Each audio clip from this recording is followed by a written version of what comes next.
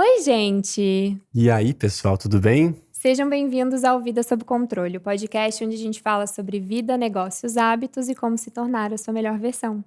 E temos aqui conosco hoje duas pessoas muito especiais que já estiveram aqui no programa anteriormente. São irmãos lá da igreja, são referência pra gente como amigos, não como casal vocês dois, mas vocês e as esposas. Estão sempre conosco junto, nos dando dicas, nos acompanhando desde o início. Eduardo Araraque, também conhecido como Japa, que é pastor da nossa igreja, e nosso grande amigo, né, Marcelo Cacilhas, famoso também no Instagram, no Spotify, com suas belas músicas. Hoje aqui para falar conosco sobre um assunto muito importante que está acontecendo em breve. A gente vai colocar esse episódio no ar no dia 14, né? Então, logo no próximo domingo, Páscoa. É um assunto que nós ainda estamos aprendendo muito sobre, e a gente sabe que quando chega esse momento tem muita confusão, muitas coisas se perdem, muitas dúvidas surgem, e a gente queria voltar para a essência, entender realmente a fundo isso e contar um pouquinho mais das experiências de vocês, enfim, o que mais que a gente pode compartilhar. Mas vamos começar do começo, né? O que é a Páscoa? Quem quer responder primeiro? Japa? Antes de responder, posso só fazer um agradecimento? Por favor. Primeiro, agradecer pela oportunidade de estar aqui com vocês de novo, sempre é muito bom.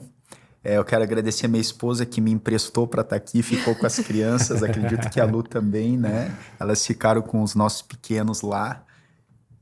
Também queria agradecer a essa maravilhosa equipe. Pessoal, a gente chega aqui, é muito bem recepcionado, com café especial, é um ambiente muito bom. Vocês não são uma equipe, né? Mas uma equipe, então tem uma equipe por trás aqui muito boa. Deus abençoe vocês, queridos. A gente, inclusive, só grava aqui por causa do café, né? Não, a gente gosta muito de vocês, pessoal. Amém. Quer responder primeiro? A pergunta ela é ampla, ela é muito boa.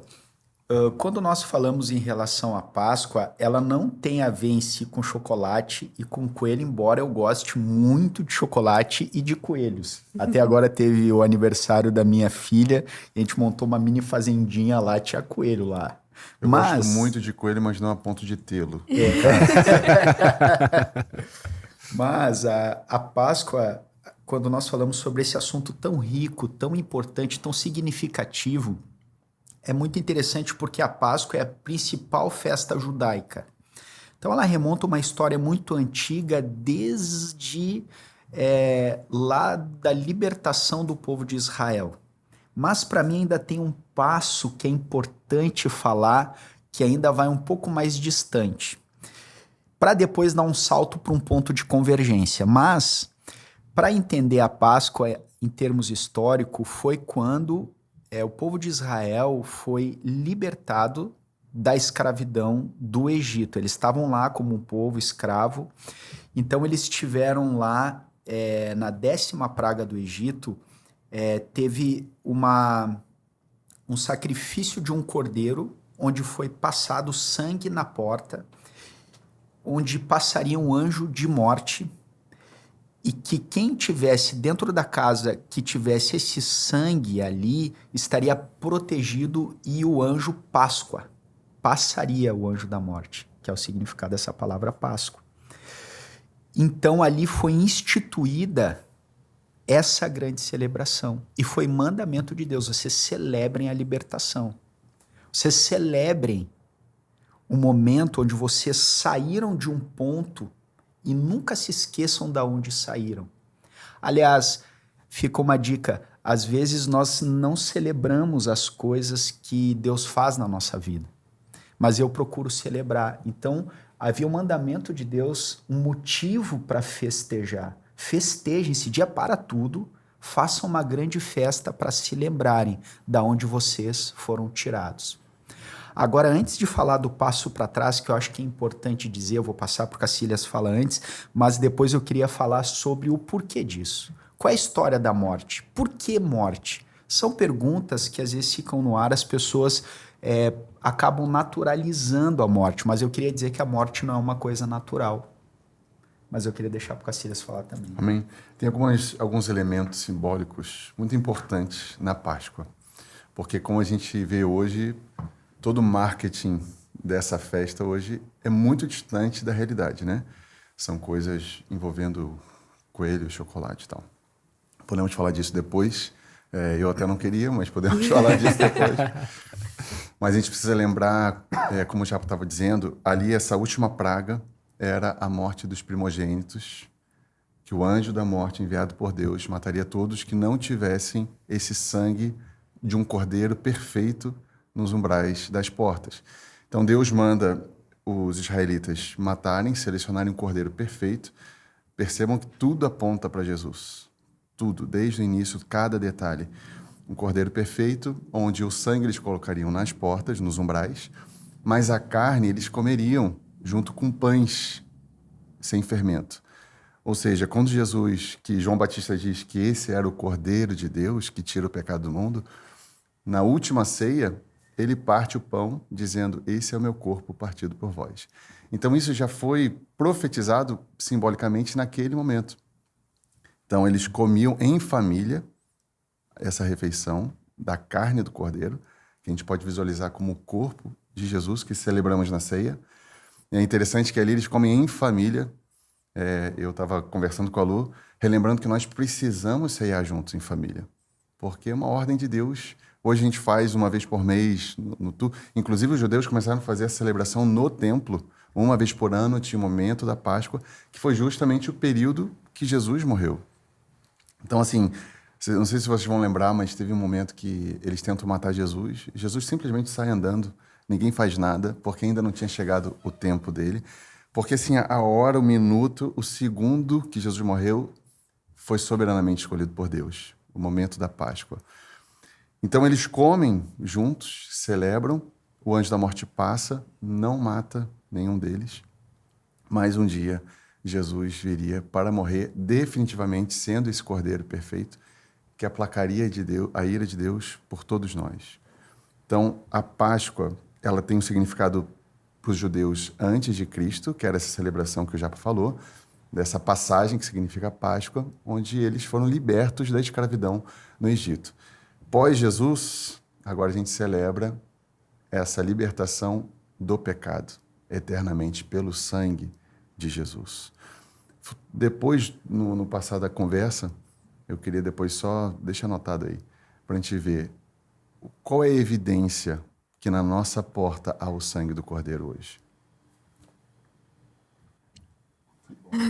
Estou aqui fazendo anotações e já começamos muito bem. Tu comentou que tu iria continuar depois, falando mais sobre o porquê disso tudo e a questão do anjo da morte, aprofundar um pouquinho mais. Sim. Vamos lá? O Cacilhas tocou já no clímax, no ápice, e dá vontade de nem voltar. Mas é importante entender que o homem não foi criado para a morte. A morte ela é uma consequência de uma decisão que o homem tomou de andar sem Deus e fora da vontade de Deus por um ato de desobediência.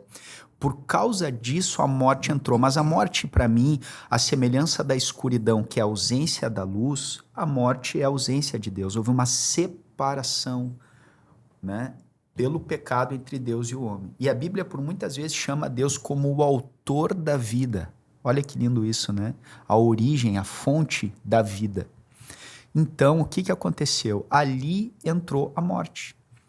E a morte, a Bíblia diz, passou a todos os homens porque todos pecaram. Quando então nós vemos desde lá no início, na Gênesis, quando a palavra fala, quando a morte entrou, já houve um sacrifício lá. Porque o homem já percebeu que estava nu e entrou o medo. Duas coisas interessantes, né? A primeira vez que aparece a palavra medo na Bíblia é nesse momento. E Deus faz uma pergunta para o homem. Adão, onde tu estás? Nós sabemos que Deus já sabia onde Adão estava. Quem precisava saber onde estava era Adão.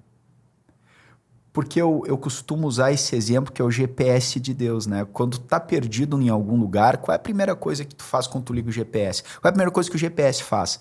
Ele te localiza e traça um trajeto. Mas tu vê que tu precisa primeiro saber onde está para saber aonde chegar. E Adão precisava saber onde ele estava, era o GPS de Deus. E não importa quão perdido uma pessoa possa estar, Deus sempre tem um caminho de volta. Por mais longe, tem uma frase uma vez que eu vi que Deus vai além em misericórdia do que nós vamos em miséria. Então o homem pode ter se distanciado, pecado, o amor de Deus não mudou. E lá Deus já proveu um sacrifício que apontaria, toda a Bíblia vai apontar para Jesus. Toda a Bíblia. Todas as cerimônias, as leis, as profecias encontram esse ponto de convergência em Jesus. Então essa é a história da morte. Ali que entrou, ali que começou, mas ela não é natural. E por que é interessante fazer e ter noção dessa relação da Páscoa e da diferença dela para o povo judeu para agora, nós cristãos? Quando nós olhamos para o Antigo Testamento, é como uma sombra. Como é que é uma sombra, né? Nós temos uma noção de algo, mas em Jesus nós vemos a substância daquilo que era sombra. Então a Páscoa e todo aquele acontecimento era uma sombra do que haveria de acontecer. E a Bíblia fala que Jesus é o Cordeiro Pascal, né, o Cordeiro da Páscoa. Aliás, João Batista, quando vê Jesus, ele faz essa afirmação: eis o Cordeiro de Deus que tira o pecado do mundo. Num contexto judaico, aquilo lá, se dissesse isso aqui hoje na nossa cultura, o que está querendo dizer, né? Mas para aquela cultura era muito claro. Um cordeiro remetia a um sacrifício por causa do nosso pecado e tudo o que significa o pecado, que gera a morte, esse distanciamento de Deus, essa lacuna que o homem tem é por causa do pecado. E o homem não podia fazer nada para resolver essa situação, exceto um sacrifício substitutivo. E aqui entra uma coisa muito interessante, porque parece uma coisa assim enigmática, né? Tô falando de um fato duplo como esse. Mas tem uma coisa muito interessante aqui, né? Que quando aquele sangue ele foi vertido, ele nos livra da morte. Ou seja, o cristianismo ele começa com a sepultura vazia. Jesus enfrentou a morte, matou a morte, quebrou o aguilhão da morte. E se Jesus não tivesse ressuscitado, Paulo uma vez diz isso, né? Ele diz, vamos comer, vamos beber, porque nós vamos morrer de qualquer forma, vamos viver de qualquer jeito. Mas não, né? Se Jesus não tivesse ressuscitado, a nossa esperança seria vã e nós estaríamos seguindo uma mera filosofia de um grande homem que viveu e morreu. Mas não é o caso. Por isso que é interessante que a Páscoa ela não termina na sexta com a morte de Jesus, mas nós celebramos no domingo a ressurreição, que na verdade para mim é motivo de celebrar todos os dias que Jesus ressuscitou, venceu a morte e hoje ele foi aquele que iniciou a imortalidade. Ele é o primeiro da ressurreição dos mortos. E hoje nós temos uma esperança viva e não precisamos mais ter medo da morte. Antes desse sangue, o anúncio que a morte ia passar seria terrível. Aliás, hoje esse mesmo anúncio permanece. Por mais que as pessoas tentem de muitas maneiras tirar isso da sua vista, o fato é que elas vão morrer de um jeito ou de outro. Ela vai bater nas portas. Mas bendito o sangue de Jesus nos umbrais que nos livra dessa morte. Semelhante, inclusive, enquanto estava falando, estava pensando a arca no dilúvio. A morte era certa para todos, mas quem estivesse na arca sobreviveria. Então, sempre apontando para Jesus. Jesus é a arca. O sangue dele, literalmente nos umbrais, livrou as pessoas da morte. Então, sempre tudo, de fato, no Antigo Testamento, aponta de toda a Bíblia, aponta para essa obra redentora de Cristo, porque o desejo do Pai, desde o início, sempre foi comunhão. Tanto que, quando o Japo falou, que ele perguntou assim, Adão, onde estás? Ele não perguntou o que fizeste, porque o que importa para Deus não é nem necessariamente o pecado em si, mas é para onde ele nos leva, que é distante do Senhor. Então, Jesus, a celebração da morte e da ressurreição, é a celebração da comunhão que temos com o Pai. Sem Jesus, sem o sangue do Cordeiro, estaríamos eternamente distantes do Pai. Essa é a Páscoa, essa é a nossa celebração.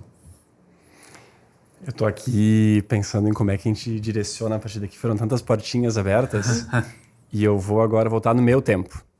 Porque se eu voltar 3 anos, 4 anos, quando tudo isso era muito distante de mim, eu conhecia muito pouco, eu vou pedir para vocês me ajudarem agora Vocês estão falando agora com o João de 4 anos atrás. E agora a gente aprofundou um monte. Eu adorei. Eu quero continuar. Mas antes disso, uma das coisas, por exemplo, bem específico, para começar. Cordeiro. Várias vezes eu ouvi o Cordeiro de Deus e isso foi muito confuso para mim por muito tempo. Peraí, como assim o Cordeiro de Deus? Aí, aos poucos, lendo o Antigo Testamento, as coisas foram ficando mais claras, comecei a entender um pouquinho melhor. Mas me ajudem, por que o Cordeiro de Deus? De onde é que vem o Cordeiro de Deus? E por que o Vocês cordeiro? já deram um spoiler Por que agora, né? não outro animal? Sim. Assim, Qual foi o primeiro ser vivo morto? Já pararam para lembrar disso? Qual foi a primeira morte da Terra?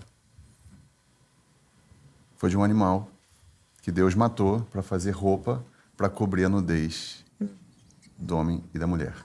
Ali já apontava que um dia alguém teria que morrer para cobrir a nossa nudez.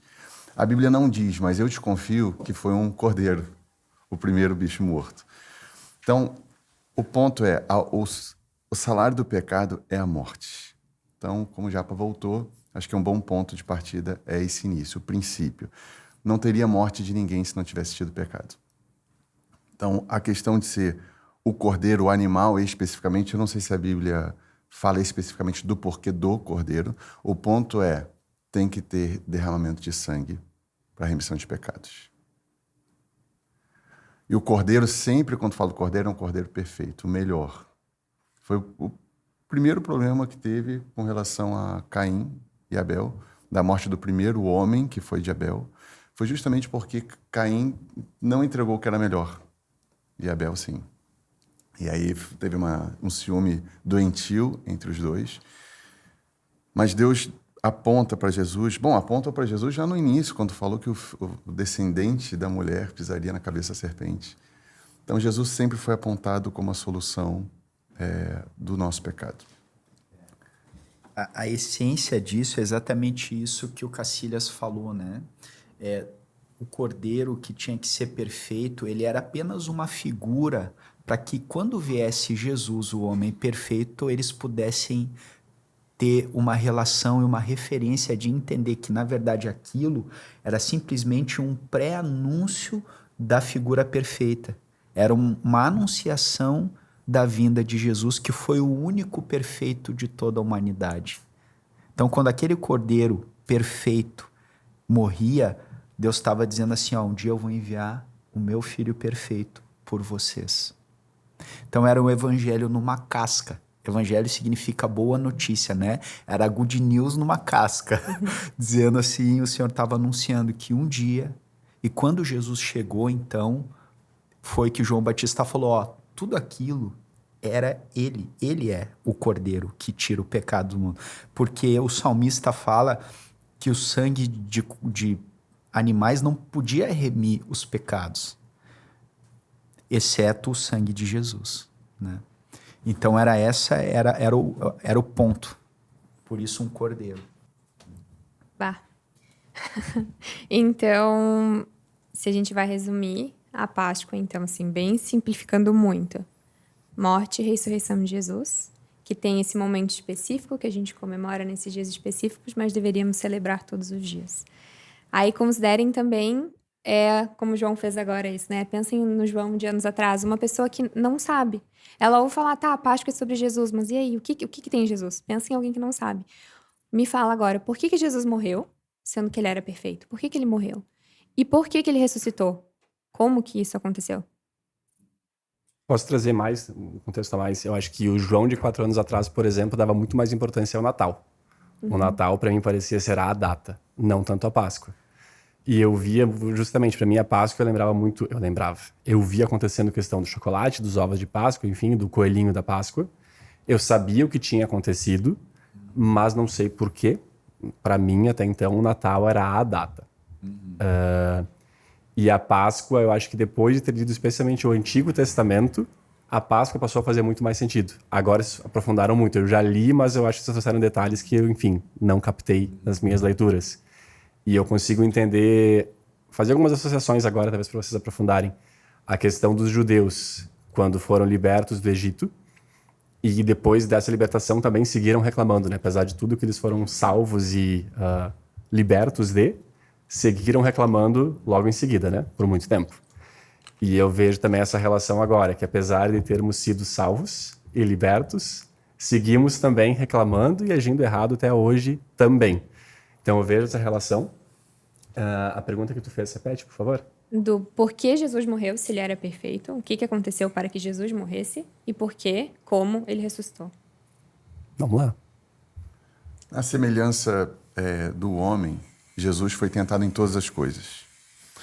Se Jesus tivesse cometido um pecado, a morte dele não teria sido suficiente, porque ele precisava ser perfeito, mas sendo tentado em todas as coisas como nós somos. Então, Jesus, embora ele não tenha nascido de uma relação sexual entre José e Maria, ele nasce perfeitamente homem, 100% homem. Ele é tentado em todas as coisas, não peca, e aí ele morre como essa morte substitutiva de um segundo Adão. Então, a morte de Jesus, ela aplaca a ira de Deus. Ele toma sobre si todos os nossos pecados. Na cruz de Jesus, aquele homem que está suando sangue, ele está agonizando muitas coisas. O pecado de toda a humanidade, a enfermidade de toda a humanidade, mas o pior, a distância da presença do Pai. Jesus, quando morre, e assim, a gente tem filho, todos nós aqui, né? Para mim, o maior sofrimento de Jesus, de todos, é esse abandono do Pai na cruz. Porque o Pai, ele não tem presença no pecado. E Jesus ali simbolizava, embora ele não tenha sido pecador, ele tomou sobre si o nosso jugo, a nossa dor. Então, aqueles segundos ali, minutos de distância de Deus, certamente foi a maior dor de Jesus. Até porque depois muitos mártires sofrem mais até do que Jesus, fisicamente. Torturas longas, inclusive que é o que eu entendo, que ele fala que maior obras faríamos, obras dessa dor, desse martírio. Mas por isso que tinha que ser alguém perfeito. Até tem uma música que eu já brinco agora, de Salve o Rei. Na música eu falo isso. Naquela cruz só poderia ser Jesus. Nenhum de nós, mesmo que nós decidamos morrer por nós mesmos, a gente não se salva porque nós nascemos em pecado. Nosso sangue nasceu contaminado com o pecado. Então, Jesus é esse Cordeiro perfeito, sem pecado, e por isso a ira de Deus foi aplacada eternamente. Por isso que ele é o sumo sacerdote. O sacerdote era aquele que levava o sacrifício diante de Deus e uma vez por ano entrava no Santo dos Santos, no Santíssimo Lugar, que era a presença de Deus, onde estava a Arca da Aliança, e fazia a remissão do pecado do povo por um ano. Jesus faz, como sumo sacerdote, a última e definitiva sacrifício em prol do pecado de toda a humanidade. Agora, por que Jesus fez isso? Eu estou salvo? Qualquer um de nós, ninguém vai morrer, ninguém vai ir para o inferno? Não, a não ser esses que estão com o sangue nos umbrais da sua porta. Por exemplo, eu sou casado com a Luciana, vocês conhecem, eu não consigo salvar minha esposa. Ela precisa ter o sangue do Cordeiro nos umbrais da porta dela. Então, por isso que a Páscoa não é apenas uma celebração da morte e ressurreição de Jesus, mas ela é todos os dias uma realidade. PS brincou ali, me converti de novo. Eu me converto de novo todos os dias. Todos os dias eu renovo a minha aliança com o Senhor, porque eu preciso que esse sangue esteja sendo vivido em mim. Por isso que eu brinquei da evidência. Tem evidências que esse sangue está, de fato, me salvando da morte. Embora tenha sido um ato, vou parar de falar, embora tenha sido um ato definitivo, foi um ato definitivo, a obra está concluída por Jesus. Mas a minha fé nele e as evidências de arrependimento, de santificação, são a prova que, de fato, eu estou com esse sangue do Cordeiro nos meus lombos e a gente é justificado. A gente entra na presença de Deus por causa do sangue de Jesus. Muito bom. Quando agora a minha filha fez ontem 3 anos de idade, nós tivemos uma festinha, né, que fizemos para ela com os amiguinhos e tudo mais. E eu chamei ela para conversar e falei para ela: filha, olha só, nós vamos para um aniversário, teu aniversário, nós estamos cheios de alegria por esse dia especial que Deus te trouxe à vida, mas nós queremos dizer uma coisa: você não é o principal dessa festa. O principal dessa festa é Jesus, porque Ele é quem te deu a vida. Ele é o autor da vida. Nós queremos dar parabéns por essa obra magnífica de Deus na nossa família e na tua vida, que foi presente dele para nós. Então nós queremos que desde pequena tu já entenda que o centro precisa ser Ele. Então é interessante porque antes, o João há 4 anos atrás, o Eduardo antigamente, cada um de nós participávamos de muitas coisas sem Deus, embora as festas fossem para Ele, mas sem um entendimento, sem a essência de fato.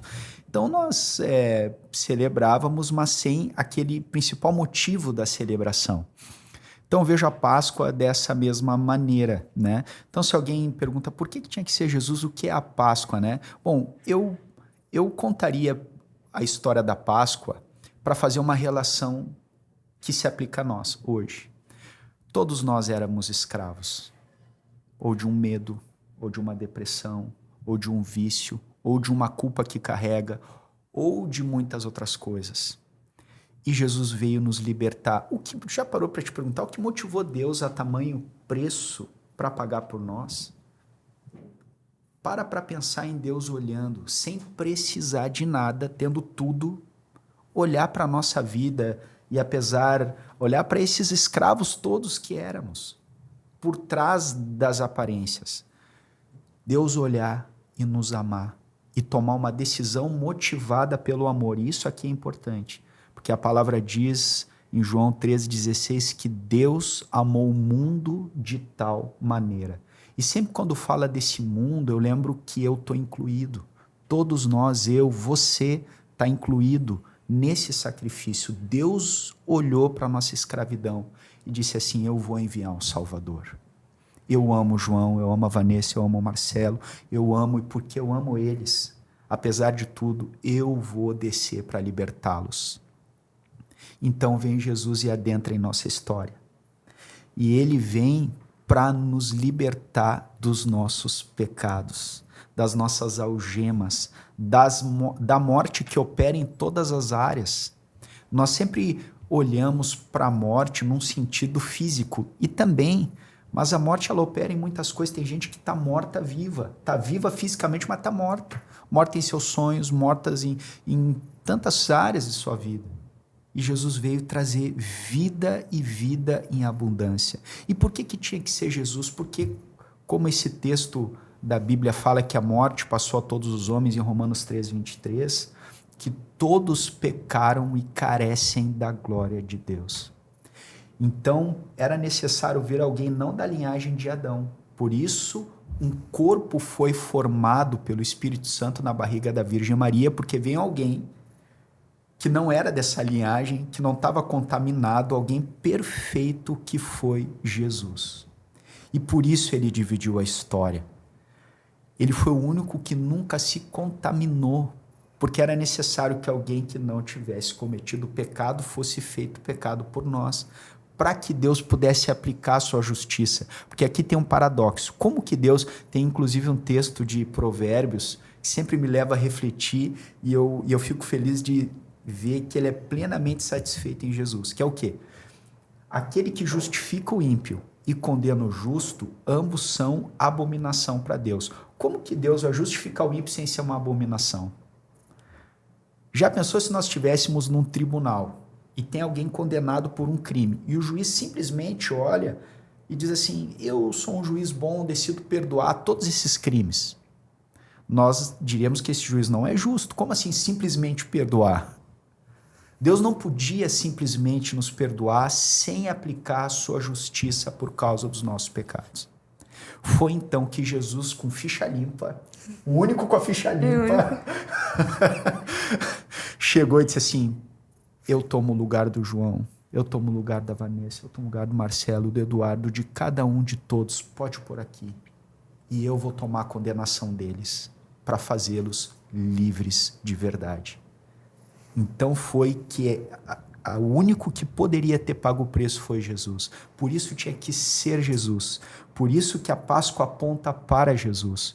Porque ele foi o único cordeiro perfeito, o homem perfeito, que pôde morrer pelos homens imperfeitos. Então, eu explicaria mais ou menos nesses termos aquilo que a própria palavra diz em relação ao perfeito sacrifício de Jesus. Feliz Páscoa. É isso, pessoal. Obrigado, pessoal. Até a próxima. Não, mas eu quero aproveitar a deixa para primeiro fazer uma... pode ser para ti, Japa, ou para os dois, e depois uma para ti, Cacilhas. Para ti, eu vou fazer a pergunta primeiro, mas tu responde depois, tá? Tu tem uma faixa de um álbum que tu lançou recentemente chamado Jesus, onde não é exatamente uma música cantada, mas, na verdade, é algo declamado, né? Um resumo da obra de Jesus. Eu adoro, eu escuto direto. E tem a parte onde tu explica justamente a questão de como Jesus agia, né? Que ele não chegou com armadura e com armas, enfim, mas muito pelo contrário. Eu acho que é legal depois se puder trazer um pouquinho disso, porque o João de 4 anos atrás, ele não conseguia entender isso. Sim. E o João de hoje, ele vê como, nossa, que coisa incrível ter sido desse jeito. Então, explicar um pouquinho mais, aprofundar nessa parte, mas segura. Primeiro aqui pra ti, Japa, tu comentou agora há pouco que justamente pra ti com depressão, pra ti que tá num momento difícil, com algum vício, com algum problema, com ansiedade, enfim, Jesus veio também pra te salvar, pra te libertar disso, né? Pessoas estão nos ouvindo agora, passando por situações difíceis, ouviram isso e elas estão talvez pensando agora, tá, mas o que que eu faço? O que que eu devo fazer agora então pra dar o próximo passo? Disso. Como é que a pessoa faz isso? O que que ela deve, por onde ela começa? É uma excelente pergunta, João. Eu queria só acentuar para todos que estão ouvindo de que Páscoa é essa passagem, né? Há sempre um questionamento, há caminho de saída para a situação que eu tô? Tem como isso passar de mim? Tem como uma situação ser transformada? Nós estamos aqui para dar testemunho disso, como aqueles que também um dia experimentaram isso. Cada um de uma maneira, cada um num tempo, mas todos... É interessante porque lá quando a Páscoa ela foi instituída, havia uma coisa que concernia as pessoas, que era o quê? Elas precisavam passar o sangue. Deus não passou o sangue. Elas precisavam ter uma atitude de fé. Assim como foi na construção da arca, né? Nunca tinha chovido. Deus manda um homem construir uma arca. Parece um contrassenso. Mas aqui entra uma coisa muito importante: a fé. A fé, a Bíblia define como a certeza das coisas que se esperam e a convicção de fatos que não se veem. A fé, ela está posta não no que eu vejo, mas em quem eu tenho fé. A minha fé não está naquilo que a minha mente entende, daquilo que eu consigo enxergar, mas em quem Deus é. E isso é muito importante. A grande questão é, Deus é digno de confiança quando Deus chama Abraão da sua terra e da sua parentela para uma terra que ele não conhecia. Abraão foi conhecido como o pai da fé. Imagina a cena. Deus diz, sai andando aí que eu vou te mostrar para onde tu vai. A caminhada da fé, ela é assim. Mas lá em João 8, Jesus dá testemunho de uma coisa muito importante. Um detalhe que pode passar desapercebido. Jesus diz assim, Abraão viu os meus dias e se alegrou. Ou seja, Abraão não sabia para onde ia, mas sabia quem seguia. Depois, quando Abraão já com 100 anos, não podia ter filhos, Deus vai lá, chama Abraão, antes começa a fazer promessas para ele, olha, conta as estrelas do céu, assim vai ser tua descendência. Imagina para alguém que não tem filho, tem uma esposa estéril.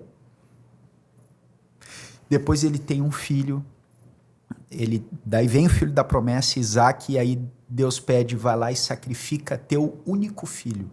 Imagina a cena. Abraão pega, sem reclamar. A Bíblia diz que ele vai 3 dias caminhando. E aí, o filho pergunta, pai, tá aqui, a lenha, tá tudo pro sacrifício, mas cadê o sacrifício? Abraão diz o quê? Filho, Deus proverá. E aquela montanha ficou conhecida como a montanha do Deus proverá.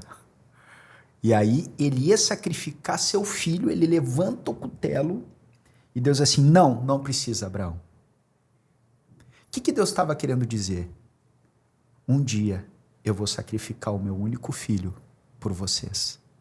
Aí ele proveu um cordeiro e sacrifica o cordeiro, poupa o filho da promessa. Então, todo ato de fé tem uma dupla parte. A parte de Deus, mas a nossa parte de confiar em Deus, não num esforço nosso. Então, onde começa? O que é a primeira? Lembra do GPS de Deus? A pessoa primeiro precisa entender que o pecado que atingiu todos nós é a causa de todos os problemas. Nós carregamos essa independência de Deus. Isso é muito sério. A raiz de todos os males jaz aqui. E se a gente tenta cortar os galhos, simplesmente tratar as coisas sem entender a raiz maior, nós podemos solucionar um problema, mas não a causa, e surgem outros problemas em outras áreas. Mas qual é quando Jesus começa o seu ministério, a palavra diz que está posto o machado à raiz das árvores. E aqui que está o ponto. Qual é a raiz do problema? É o pecado. E o que é passar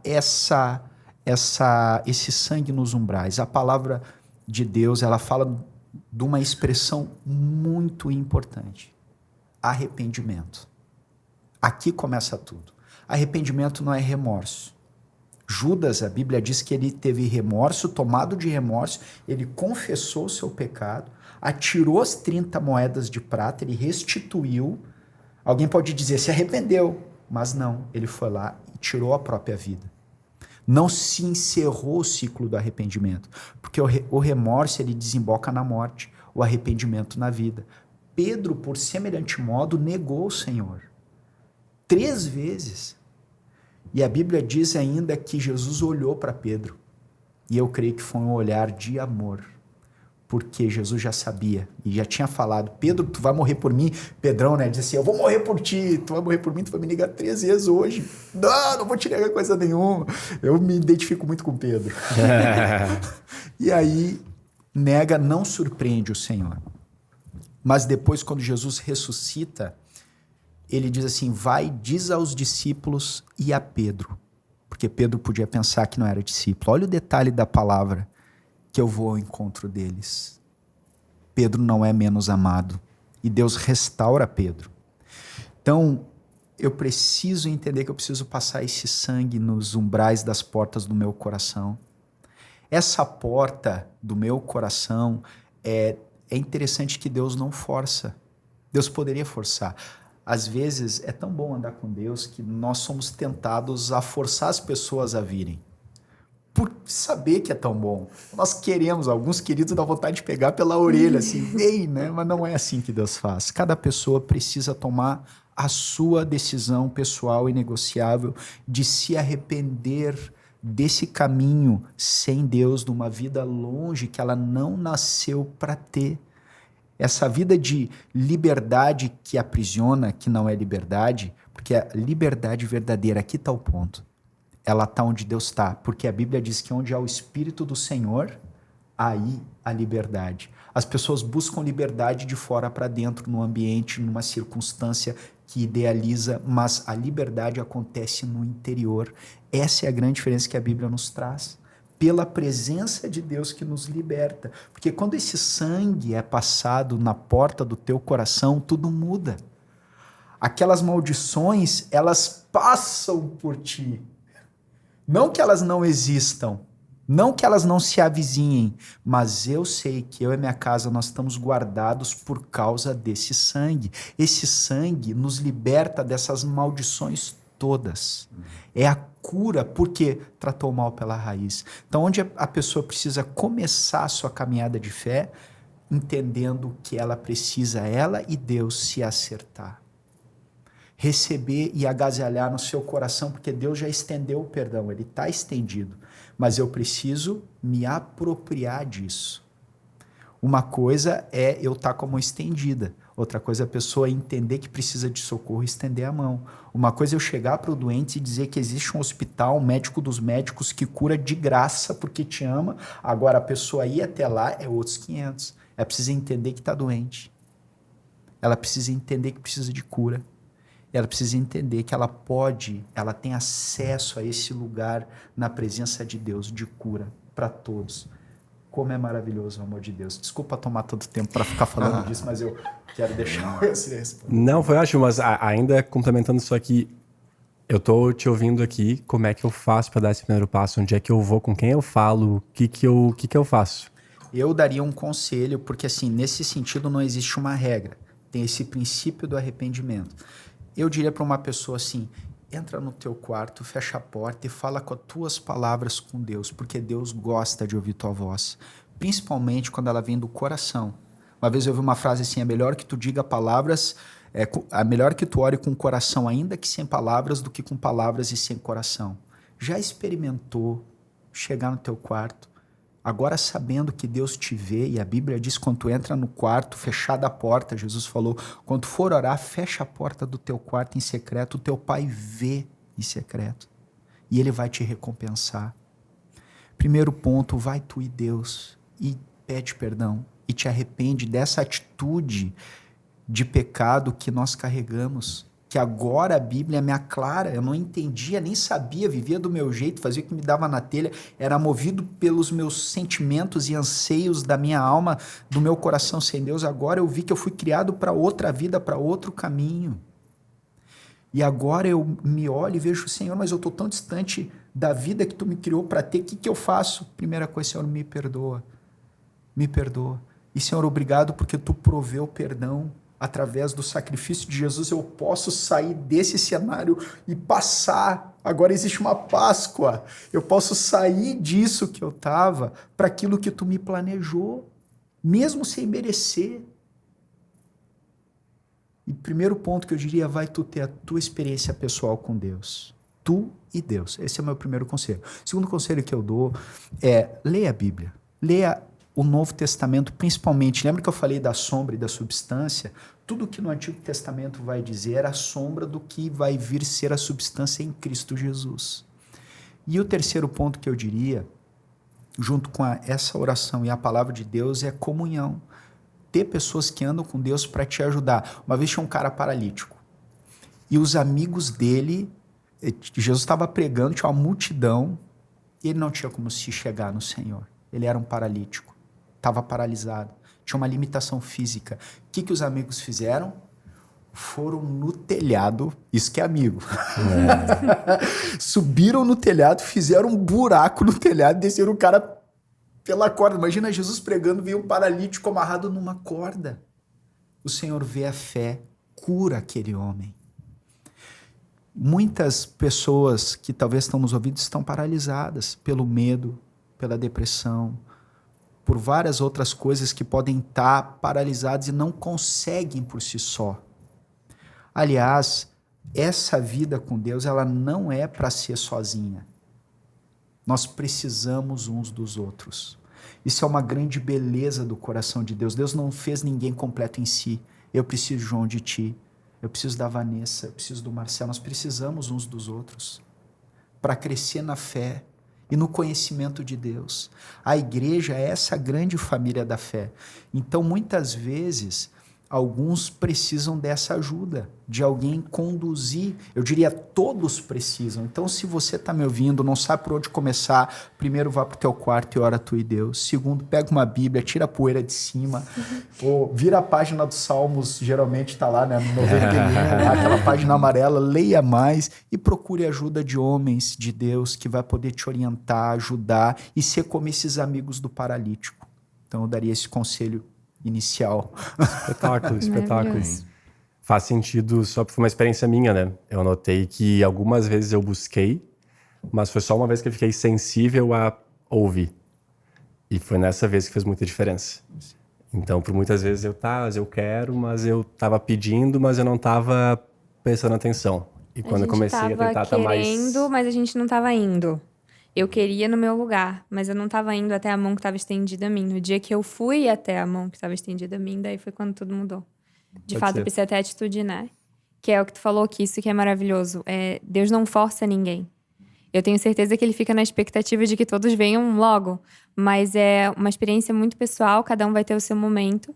E de entender que, ok, agora eu tô pronta para me abrir para isso e para ter essa vida que Deus preparou pra mim e ir até ele pra... Eu lembro de uma história, alguém me contou Tinha uma senhora, tava no rio se afogando. Não, mas Deus vai me salvar. E aí veio um barco. Não, Deus vai me salvar. Aí veio o segundo. Deus vai me salvar. E aí, de repente, ela morreu. E aí chegou, tá, não me salvou? Como assim? Eu mandei 3 barcos seguidos ali te resgatar e tu não aceitou, né? E eu acho que pra mim era isso. Talvez os barcos estavam vindo e eu não tava antenado. E aí essa sensibilidade ajudou bastante, eu acho, a... Isso aí, esse é um passo de fé, né? As pessoas hoje, elas não têm certeza de nada. É que nem aquele adágio que diz assim, a única certeza que eu tenho é que para uma xícara de arroz é 2 de água. Mas não dá para viver só com essa certeza. Exatamente. Nós temos que entender uma coisa, né? E isso é muito precioso, tá? Diante de tantas vozes que tem no mundo hoje, você pode ter a mais absoluta segurança de confiar na palavra de Deus. Tem muitas vozes, a voz da nossa própria consciência, mas qual dessas vozes está certa? Eu posso dizer que nunca ninguém jamais confiou na voz do Senhor e foi decepcionado. A palavra de Deus é imutável, é segurança para todos nós. Então você que me ouve, você pode ter total segurança de que a palavra de Deus não falha. Amém. Amém. Eu adicionaria um adendo à questão, Japa falou da oração em secreto, buscar o Senhor, leitura da palavra e a comunhão. Eu adicionaria só um adendo à comunhão, porque a gente está numa fase da história onde a nossa imagem é muito valorizada. Então, o que vão pensar, às vezes, é até mais importante do que realmente somos, né? Então, dificilmente nós 4 aqui colocamos a nossa pior foto no perfil do Instagram, né? A gente tenta assim, essa aqui eu tô menos pior, tal, bota aqui. E com isso se reflete, muitas vezes, a gente encobrir as nossas fraquezas. O que é totalmente contrário ao que Deus quer quando estamos juntos. De confessar nossos pecados uns aos outros. Então, abrir nessa comunhão, não só com líderes religiosos, mas ter amigos que querem andar nessa caminhada com Deus. Abrir, sou fraco nisso, vamos orar por isso. Essa vida normal, simples, de mostrar o que realmente somos, é maturidade. De fato, isso é santificação. E isso nos faz ver o Senhor. Jesus fala nas bem-aventuranças, bem-aventurados limpos de coração, porque verão a Deus. Ou seja, essa limpeza de coração é um colírio nos olhos do nosso coração para contemplar o Senhor. E essa santificação acontece nessa vida comum de abrir as nossas necessidades uns com os outros. Porque no rebanho de Deus não tem ovelha com pedigree, ovelha sem pedigree. É tudo igual. Nós precisamos saber que só Jesus é o perfeito, santo. Nós temos nossos problemas aqui. Nós temos tentações específicas. Então, eu queria dizer que provavelmente tem gente ouvindo querendo tornar isso palatável. Tá, mas como é que isso se torna real? Vai. Encontra pessoas... Evangelismo, o Japa é uma autoridade nesse assunto. Ao meu ver, evangelismo, não sei se não ouvi de ti, é um monte de gente com fome, só que tem alguém que encontrou pão, aí mostra para os outros onde é que encontra pão. Então, todos nós precisamos de pão. Então, ser mais simples nessa necessidade de buscar ajuda, sem tentar se mostrar melhor do que é, porque tu não é bom. Não tem bom, nenhum sequer, a Bíblia diz. É tudo mal e nós precisamos do Senhor. Então, só nessa questão da comunhão, não tenta vir perfumado demais, maquiado demais. Vem como tu é mesmo, abre os podres do teu coração e Deus vai fazer uma obra. Às vezes acontece até uma coisa interessante. Alguns pensam assim, como já pensei, eu acho que até não lembro se não mencionei isso no outro podcast, que era assim, eu vou primeiro me melhorar para depois ir para a igreja, porque eu me senti um hipócrita, né? Tô todo errado, tô na igreja. Na verdade, é o contrário. O sentido é invertido. Se tu tá mal, lá que é o teu lugar para tu ser ajudado. E uma coisa muito importante, queridos, é que não é pelo nosso desempenho ou a quantidade, sinceridade ou de palavras que eu consigo usar numa oração. Deus não vê isso. O Senhor já nos amou, apesar de nós. Esses tempos agora até contei isso lá na congregação. Esse tempo eu estava com a minha filha e a minha esposa saiu para um compromisso e eu fiquei com as crianças, o mais novo foi dormir e eu jantei, eu e a Noemi. E nós estávamos jantando junto e eu falei para ela assim, filha, tu sabe o que o papai mais está gostando dessa janta? E ela, o que, papai? De jantar contigo. E ela me olhou assim, e eu da batata frita. Ela talvez não tivesse muito noção do que eu estava querendo dizer, mas eu estava feliz pelo fato de poder ter aquele tempo com ela. Deus quis comunhão. Deus quis estar junto. Deus não é um Deus distante. Assim como Ele quer que essa expressão de amor se faça prática na sua família da fé. E eu quero dizer uma coisa, quando eu cheguei na congregação, vim cheio de problema. Eu era um problema. Uma vez a gente estava falando, tinha uma salinha lá na congregação que a gente falava sobre que a gente nasce em Adão, como é que faz para ir para Cristo, né? Aí quando a gente tava falando, aí tinha um cara que ouviu e disse assim, e aí, como é que tu te vê? Tu acha que tá em Adão ou em Cristo? Ele, eu sou o Adão, né? Eu sou o próprio. Mas, quando eu cheguei dessa maneira. Eu lembro que eu fui dormir na casa de um irmão da congregação, ele mal me conhecia, e esse cara tá vindo das drogas, me convidou para dormir na casa dele, e ele escondeu um monte de coisa. Eu cheguei, parecia um quarto de presídio, era a cama e tudo vazio. Aí ele foi me conhecendo, porque o de segurança foi aparecendo, a televisão, o som, eu disse, Deus tá abençoando, né? Ele não tinha crescido, mas eles tiveram muita paciência para me acolher, para me amar. Eu sou muito grato a Deus pela família da fé. Quantas vezes os irmãos, às vezes, queriam simplesmente...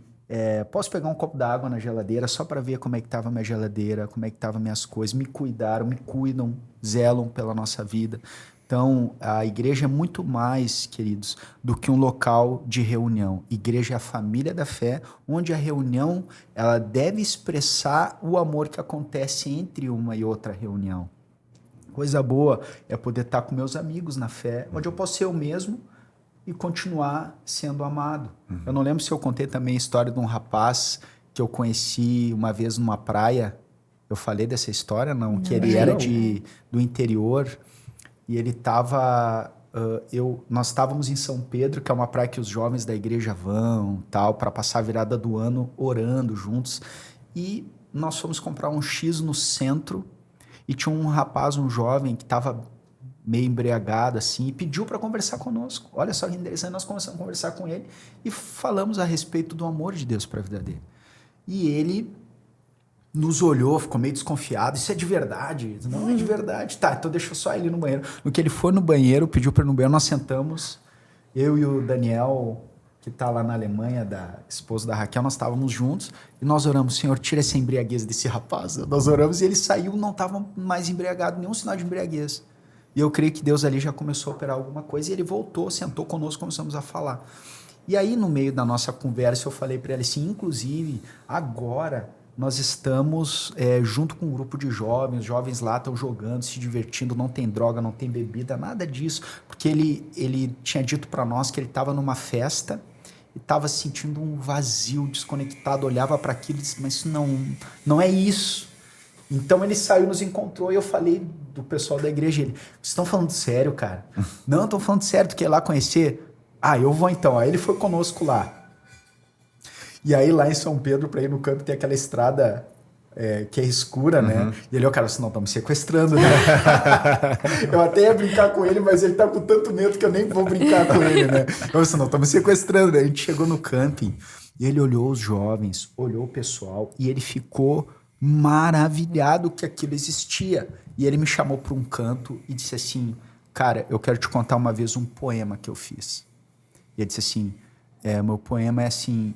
sonho com um lugar onde eu possa ser eu mesmo e não ser julgado.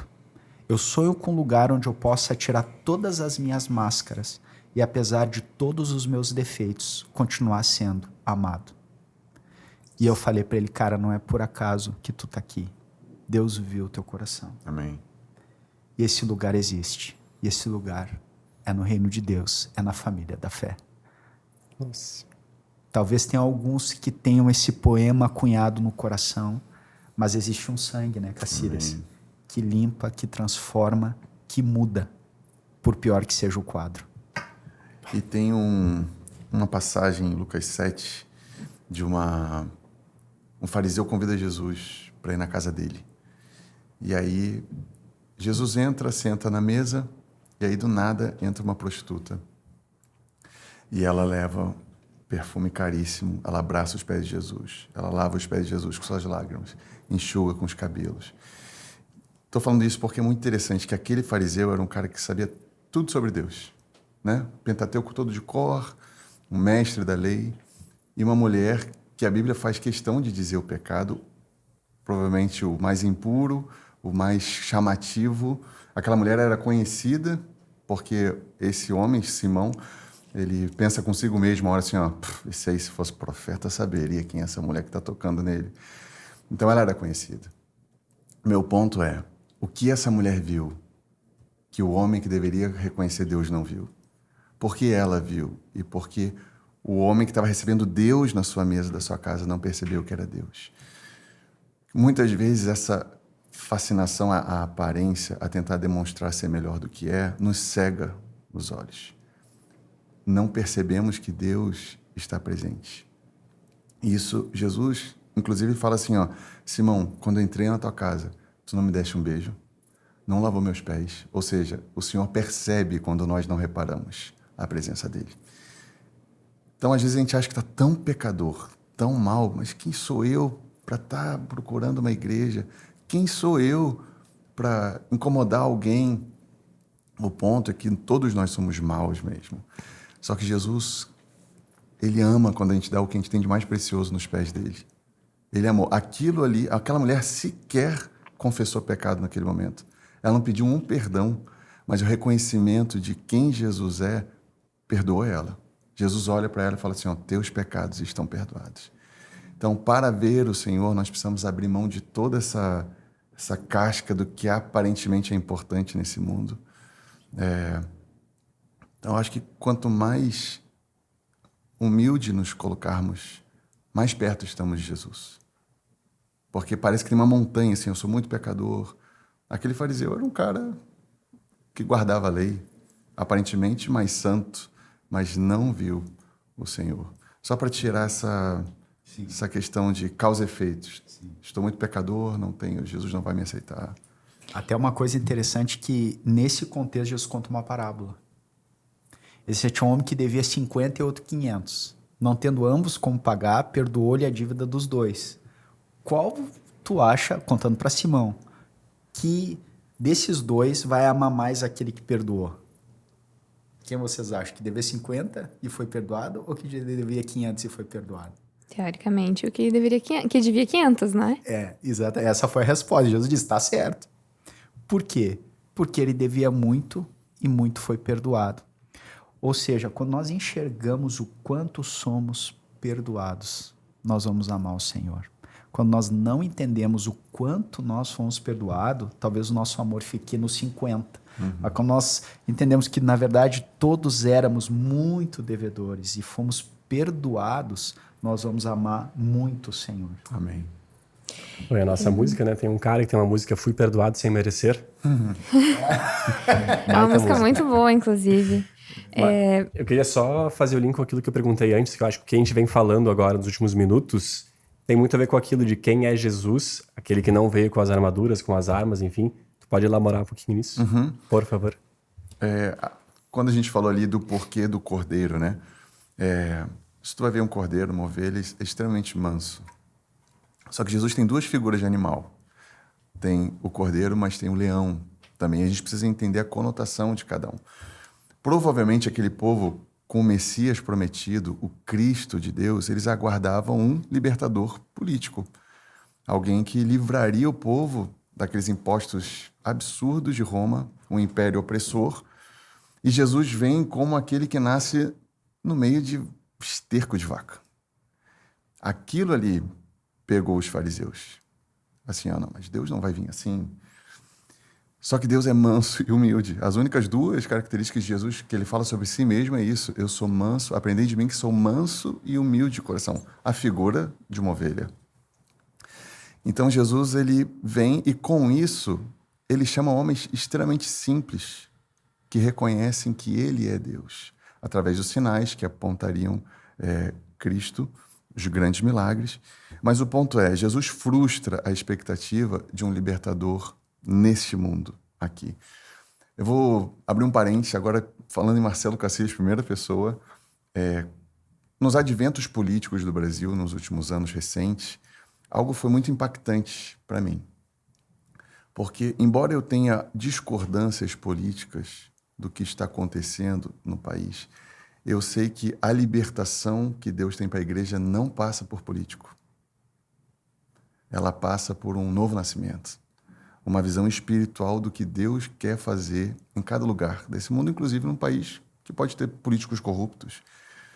Então, para mim foi muito chocante ver a postura de alguns fazendo justamente o que não era o que Deus esperava quando Jesus veio. O que eu quero dizer com isso?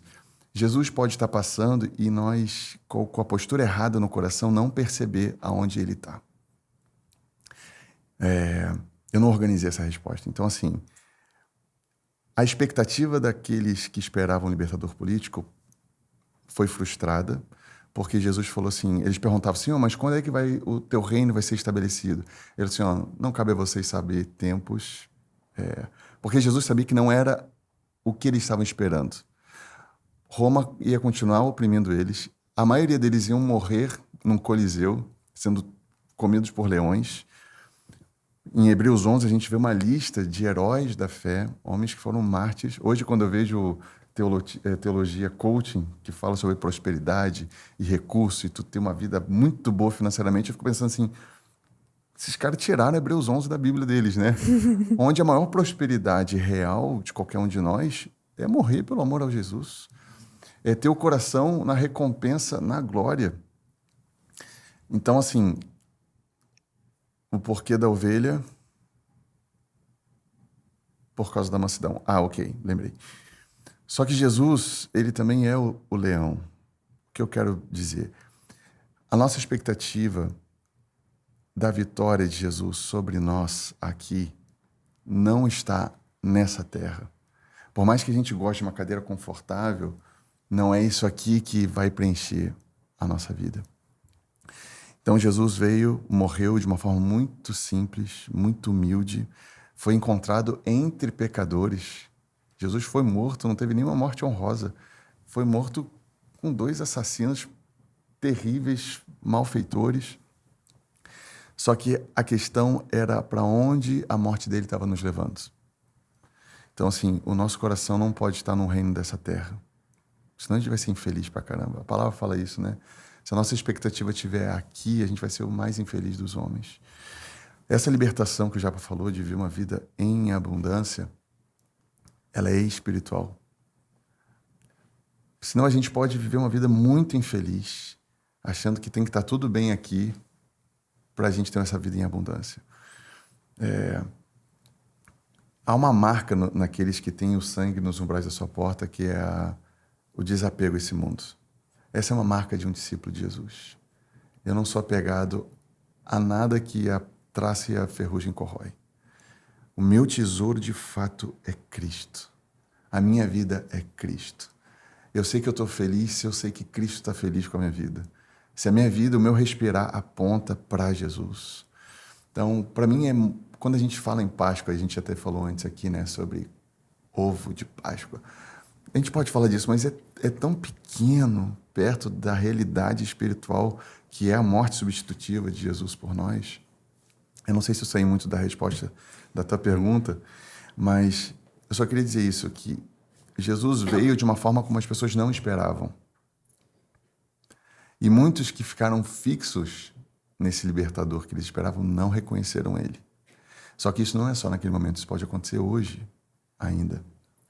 Não reconhecermos Jesus espiritualmente. Antes tu tinha falado sobre a questão das aparências e tal. E aí eu queria que tu trouxesse aqui... Eu tenho várias pessoas que eu conheço que eu adoraria que elas conhecessem Jesus. Que eu vejo que faria muita diferença na vida delas. Mas a gente não pode forçar Jesus goela abaixo de ninguém, né? A pessoa precisa querer alcançar aquela mão estendida. E muito do que eu já ouvi de alguma dessas pessoas sobre a questão de Jesus e de buscar isso é sobre o medo do que vão pensar Do tipo assim, de ser julgada por isso como, ai, olha, sei lá, ridículo, olha, crente, coisas do tipo. E também que elas acham que vão ter que mudar a vida toda delas. Vão ter que fazer renúncias, vão ter que deixar coisas de lado, vão ter que deixar de fazer coisas que elas faziam até então. E talvez sim, né? Muito provavelmente. Mas enfim. Sim, talvez só. Sim. Eu não sei nem qual que é a minha pergunta aqui. Talvez qual o comentário de vocês sobre isso, para aconselhar quem tem o mesmo medo de buscar Jesus porque você é julgada como a crente, como, não sei, parece que ela vai ser diminuída por isso, ela não vai mais fazer parte de um grupinho, ela vai ser excluída pela crença dela por buscar isso, sabe? E também o medo de ter que fazer essas renúncias. Esses dias, eu começo depois já falo. Esses dias eu estava num lugar, aí me perguntaram assim, o que tu acha de parede preta na igreja? Porque hoje está muito na moda os templos, não é nem templo, né, mas o prédio onde a igreja se reúne, tudo preto e LED, fumaça e coisa e tal. Aí eu falei assim, eu não tenho problema com parede preta, porque o worship que eu vejo na Bíblia é Paulo e Silas, meia-noite, numa prisão, tudo escuro, cara, era tudo preto. A parede ali, entendeu? O ponto é, eles estavam cantando e louvando a Deus pela alegria de ter sido torturado por amor a Jesus. Tu só vai se alegrar em perder tudo, em renunciar à tua vida, em abrir mão de todos os teus bens, quando tu vê o porquê que tu está fazendo isso. Quem é o dono, de fato. Se tu não vê Jesus, tudo é legalismo. Pô, crente é chato, não pode beber, não pode fazer nada. A pessoa que fala isso, ela não viu o Senhor. Porque no momento que meus olhos contemplam o Senhor, eu vejo que até a minha própria vida, sendo perdida, não é suficiente pela dignidade que Ele tem. Entende? Então, qualquer sofrimento meu em prol, pelo amor que eu tenho a Ele, é uma honra. Então, assim, como tu falaste, né? A gente não pode forçar ninguém. A gente tem que lutar essa guerra de joelho, para que Deus abra o entendimento dessas pessoas. A gente precisa provar o nosso amor pelo perdido orando por ele. Porque ninguém convence ninguém se não for o Espírito Santo. Ele pode usar uma frase nossa, pode usar uma pregação, pode usar um podcast, mas é ele que tira as escamas dos olhos do perdido. E quando o perdido vê Jesus, acabou. Ele se converte e ele nunca mais volta. Porque nada nesse mundo vai se comparar à presença de Deus em nós. Vocês sabem que eu ministro louvor às vezes, na verdade toda a igreja ministra, né? Mas às vezes eu estou no microfone. E eu confesso que eu fecho meus olhinhos ali quase todas as vezes. Eu vou para um lugar que eu chamo de eternidade. Eu não sei que dia da semana é. Eu não sei onde eu estou. Às vezes eu nem percebo que eu estou no microfone. Eu vou para um lugar que é o lugar que eu não quero sair nunca mais. Tem vezes, às vezes, que eu estou nesse lugar, daí alguém vem assim, ó, amém, irmãos, podemos sentar? Deus, não me tira desse lugar. Mas eu penso assim, como eu vou voltar? Como eu vou flertar com o mundo, sendo que eu tenho tudo que eu preciso, que é esse cordeiro? Entende? Eu tenho a dificuldade de voltar para a pergunta quando eu começo a falar. Mas se bem que tu nem conseguiu formular a pergunta direito. Né? Tamo junto. Mas eu penso isso, para fechar, uma pessoa, ela não vai considerar nada como pode ou não pode, a não ser que ela veja Jesus. Aí ela é conduzida pelo Espírito Santo. O Espírito Santo é uma pessoa, eu sei que ele está em mim. Quando eu tenho dúvida se eu posso ou não fazer uma coisa, eu pergunto para essa pessoa. Posso? Te fere ou não? Às vezes eu tenho a resposta na hora. Quando eu não tenho a resposta, eu não arrisco, eu não faço. Então já é uma lei pessoal. Posso trazer algo aqui junto, Vanessinha? Porque nós nos encaixamos, eu acho, no público dessa pergunta, né? Que vários momentos eu também tinha curiosidade de conhecer mais, mas eu tinha os mesmos meios. Mas o que vão pensar? Isso que vai vão acontecer? Pensar. Como é que isso funciona?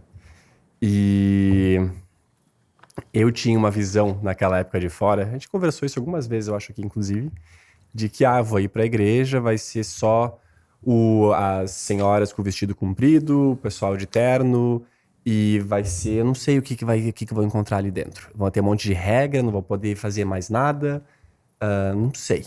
Eu achava que ia ser algo assim. Ao mesmo tempo, eu comecei a conhecer algumas pessoas que começaram a despertar em mim, opa, mas peraí, tem algo a mais ali dentro. E conforme eu tive aquela sensibilidade, como comentei mais cedo, né, João, deixa surgir algo, dá uma aberturinha. Eu fazia isso às vezes nos bastidores, né? Eu não fazia isso contando pra todo mundo. Não, eu ia tomar um café com alguém, eu ia ouvir um podcast, eu ia ouvir alguma coisa no YouTube. E assim, vários sinaizinhos começaram a aparecer. E algumas das coisas foi parecida com a história do rapaz embriagado na praia que foi lá no camping depois.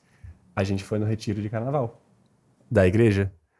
E eu lembro, já tinha outros momentos antes, né? Mas aquele lá foi um que me marcou de uma forma que eu olhei, eu falei pra Vanessa, é verdade isso daqui?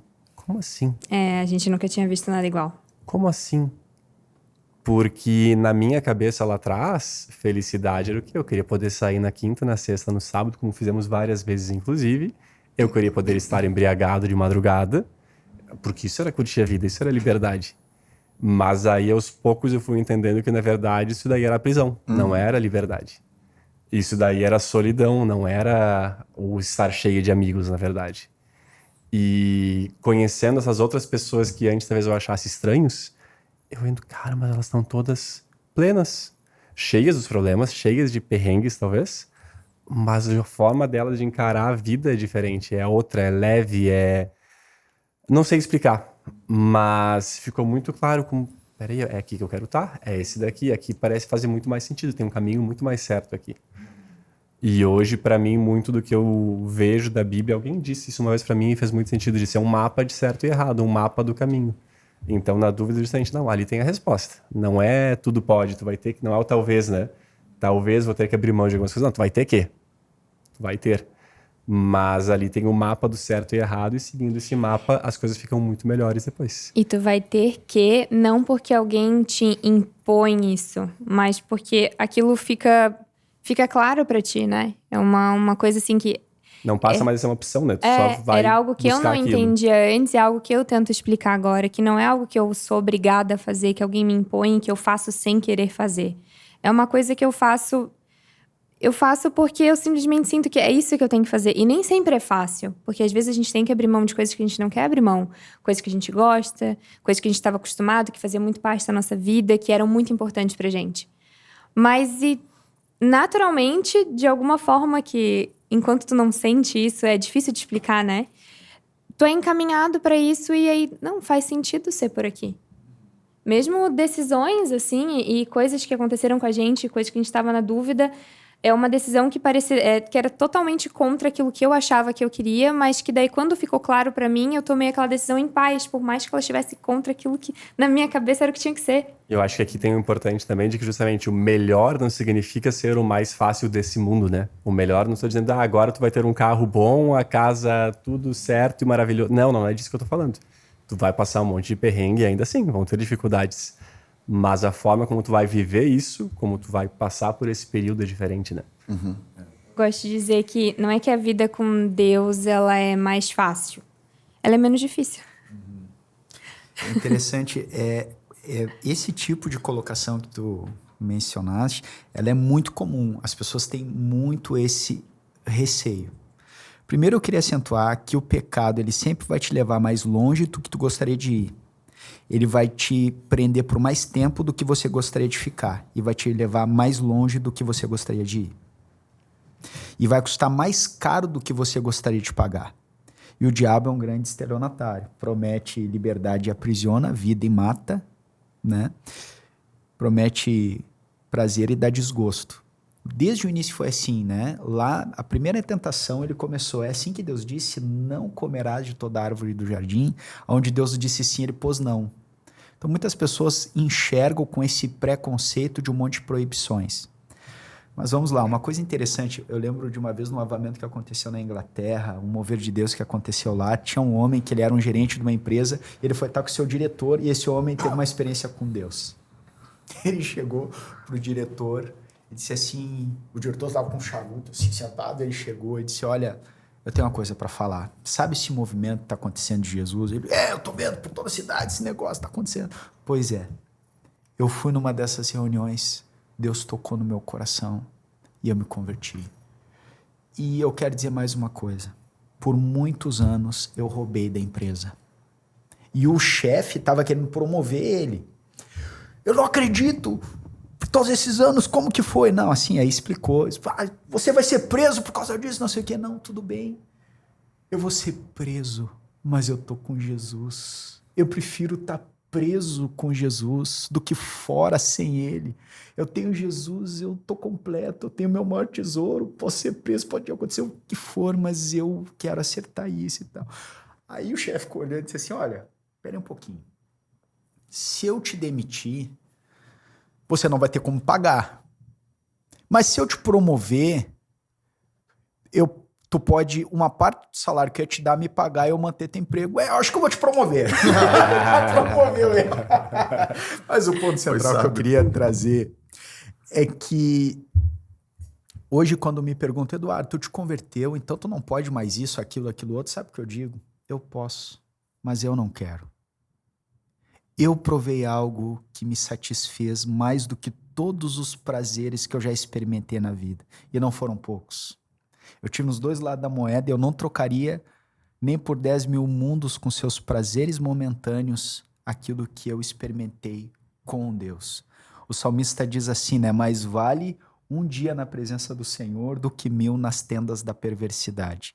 E eu faço eco a essas palavras do salmista porque não tem a ver com aquilo que eu vou perder. Quando nós enxergamos a pérola de grande valor, essas coisas se tornam mínimas. Então nós vamos ver na Bíblia, é muito comum as pessoas se convertendo e deixando tudo porque acharam algo de muito maior valor.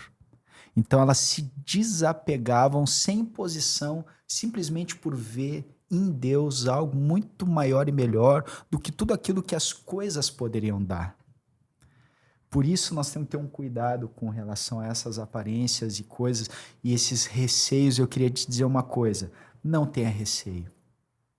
Não tenha receio do que os outros vão pensar, porque tem 3 tipos de pessoas que tu pode ser. As que você constrói, ou que tu acha, o que as pessoas pensam e aquela que Deus sabe que você é. Porque Deus te conhece. Ele sabe quem você é para além das aparências. E ainda assim, ele é aquele que mais te ama. Surpreendente isso, né? Ele é aquele que conhece todos os nossos defeitos e, apesar disso, é o que mais nos ama. Então, eu queria dizer a você que tem esse receio do que os outros vão pensar, o que o reino de Deus é um monte de proibições, eu quero dizer uma coisa para você, isso não é verdade. O reino de Deus tem, com certeza, as suas leis, mas você vai ver um cristão verdadeiro com prazer na renúncia e não com gemido na renúncia. E eu não sei se eu estou na minha última fala aqui, não. Vai ter mais alguma outra pergunta? A gente vai. Tá, então vou deixar para o final a última deixa, mas eu queria dizer para vocês isso. Não tenham receio de se lançar nesse rio de vida de Deus. Amém. Amém. E outra, né? A Bíblia não fala que tem festa no céu quando a gente vai em podcast. Não tem festa no céu quando a gente vai num culto. Mas o céu todo faz uma festa quando o pecador se arrepende. Então, há uma celebração dos anjos envolvendo simplesmente a humilhação. É quando eu abro que eu estou em pecado. Eu quero consertar. Porque esse é um ponto. Achegai-vos a mim e eu me achegarei a vós outros. Embora o nosso arrependimento ele começa em Deus, porque a gente não conseguiria nem enxergar que a gente está em pecado se Deus não nos mostrasse isso, mas exige um ato de fé de eu confessar, de eu abrir. Então, esse é totalmente contrário ao que Deus quer, essa aparência, o que vão achar. O que vão achar, então, está mais importante do que Deus vai achar. Aí, no momento que eu coloco Deus como centro, não precisa nem ter vontade. Esse é o ponto. Não precisa nem ter arrepio, não precisa ter lágrima, precisa de obediência. A gente mostra que ama o Senhor pela obediência. Então, eu vou fazer, fui tocado, aqueles 2 malucos, um não tanto, mas um bem maluco lá no podcast, fui tocado e vou abrir isso aí. Abre, tu vai ver algo sobrenatural acontecendo. Se for de coração, algo sobrenatural. Deus vai dar o combustível para o resto. Porque o fardo nosso é leve. Quando alguém acha que não vai conseguir porque tem que abrir mão de várias coisas, não entendeu que existe um poder de Deus que atua na nossa salvação. Então eu renuncio com alegria. Por quê? Porque Deus está me dando a capacitação para ver o que eu não estava vendo antes. E até pegando um gancho aqui do nome do podcast, que é muito próprio, que o pecado tirou a vida do controle de Deus.